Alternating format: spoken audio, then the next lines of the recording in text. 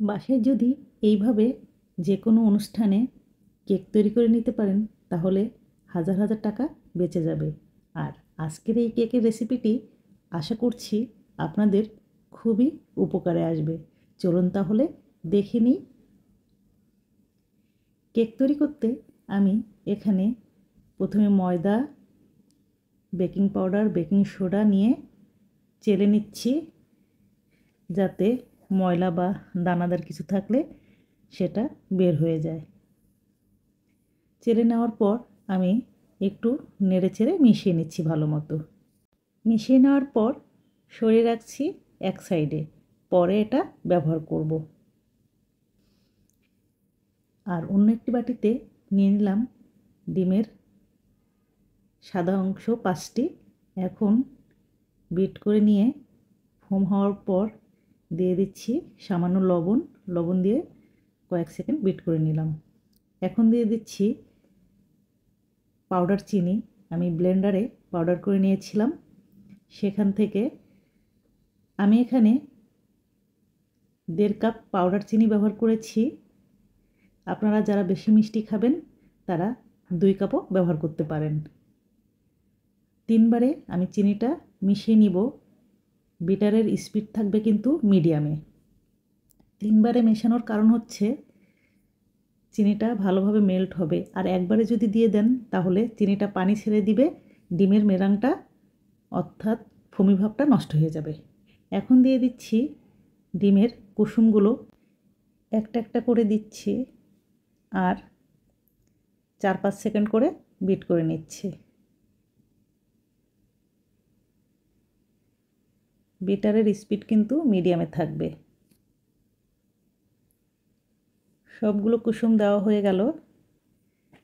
এখন চারিদিক থেকে একটু গুছিয়ে নিয়ে আবার একটু বিট করে নিব। ভিউয়ার্স, কে কোথা থেকে দেখছেন আমাকে কমেন্ট করে জানাবেন।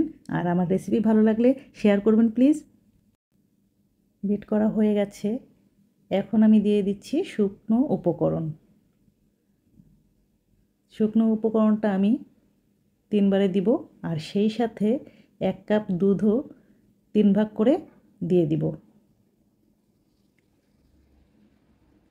প্রতিবার বিট করার পর একটু গুছিয়ে নিয়ে আবারও একটু বিট করে নিব। আবারও বলছি, বিটারের স্পিড কিন্তু মিডিয়ামে থাকবে। ভিউয়ার্স, কেক তৈরি করার সময় তাড়াহুড়া করা যাবে না। আর প্রতিটা স্টেপ খুব ভালো মতো ফলো করবেন। অবশ্যই আপনাদের কেক খুব ভালো হবে আশা করছি। খুব বেশি তাড়াহুড়া করার দরকার নেই। আমার 3 বারে দেওয়া হয়ে গেল। আবারও বিট করে নিচ্ছি। খুব বেশি বিট করার দরকার নেই, মিশে গেলেই বিটার বন্ধ করে দিব। চারিদিকে গুছিয়ে নিয়ে আবারও কয়েক সেকেন্ড বিট করে নিচ্ছি।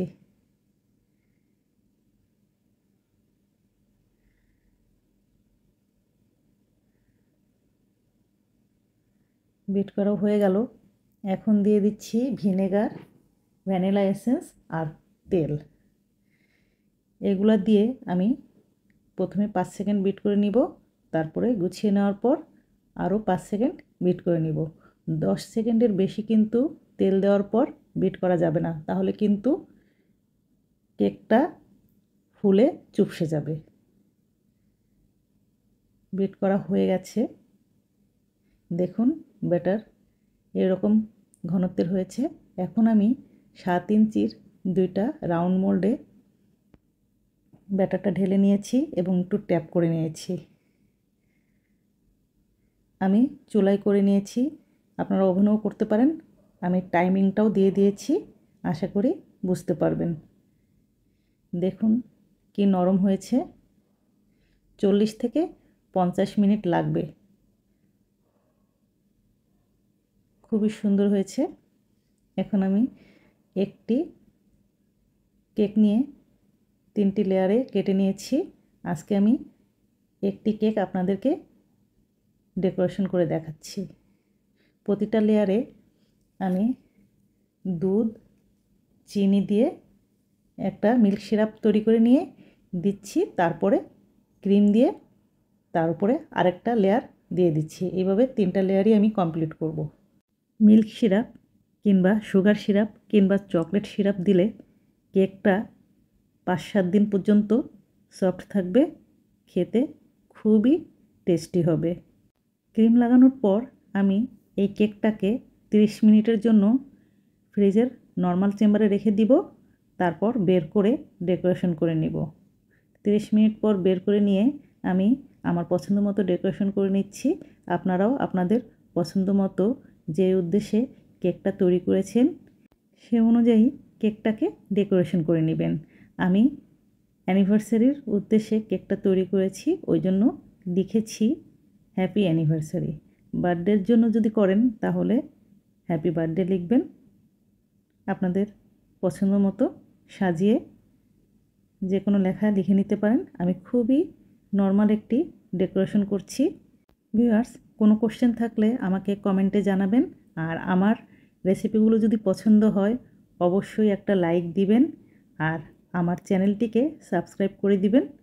আর ফেসবুক থেকে দেখলে অবশ্যই আমার পেজটিকে ফলো করে দিবেন। আমি একটু কেটে দেখাচ্ছি কতটা সফট আর সুন্দর হয়েছে। সবাই খুব ভালো থাকবেন। আজকে বিদায় নিচ্ছি। আল্লাহ হাফেজ।